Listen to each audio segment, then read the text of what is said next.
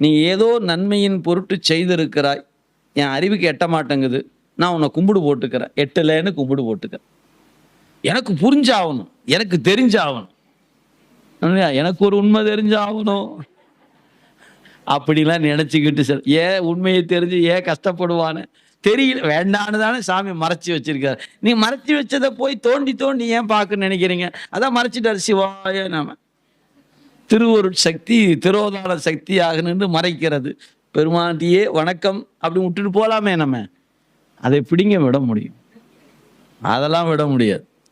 எனக்கு தெரிஞ்சானும்ல அப்படின்னு இந்த உயிர் படுகிற பாடுங்க, அவ்வளோதான். எனவே சில விடயங்கள் அப்படி கடந்து போச்சா தூக்கி போட்டு போயிட்டே இருக்கணும். ஏன், எது நமக்கு வேணுமோ அதை சிவம் தங்கு தடையின்றி கொடுத்துரும்.